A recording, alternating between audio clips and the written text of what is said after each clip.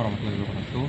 Saya Peter Mahendra dengan NIM 24105140007 ingin menjelaskan terkait bagaimana cara kerja artificial neural network pada skop data kesehatan untuk memenuhi penugasan ujian akhir semester atau kuliah informatika kesehatan sains data. Baik, untuk neural network sendiri itu merupakan saraf dari manusia, otak manusia yang terdiri dari dendrit, nukleus, dan juga action.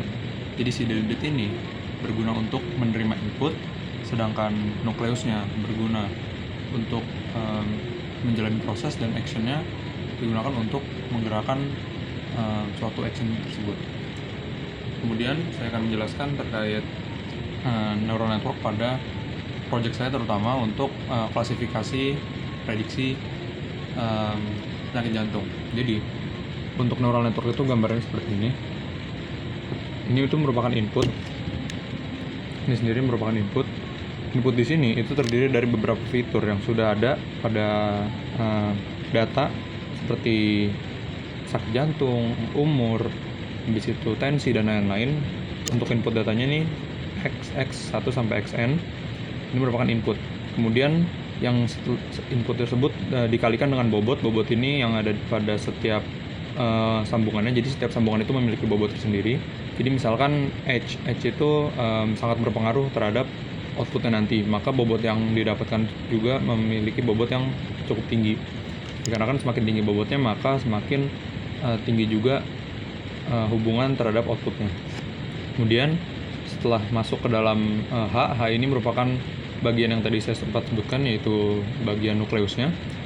Bagian nukleus ini berfungsi untuk memproses data-data input tadi untuk menjadi suatu insight yang nantinya akan digunakan untuk outputnya. Jadi seperti misalkan H-nya tua, kemudian dengan tensi yang tinggi, kenapa tetap memiliki resiko penyakit yang sangat tinggi juga. Nah, itu nanti diproses di dalam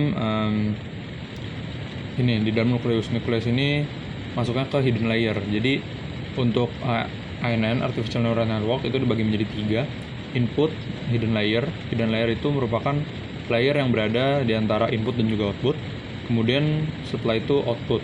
Nah, proses-proses tadi yang sudah dijalankan di hidden layer itu akan menghasilkan suatu output. Terutama untuk project saya sendiri, itu akan menghasilkan output biner 1 atau 0 yang mengindikasikan pasien tersebut terkena penyakit jantung atau tidak. Kemudian setelah output didapatkan ini dari proses-proses yang ada di sini sebanyak HN, yang nantinya dapat menghasilkan suatu klasifikasi apakah pasien tersebut sakit atau tidak. Maka seperti itu cara kerja ANN pada skop kesehatan atau di kasus prediksi penyakit jantung. Mungkin sekian presentasi dari saya terkait penugasannya. Wassalamualaikum warahmatullahi wabarakatuh.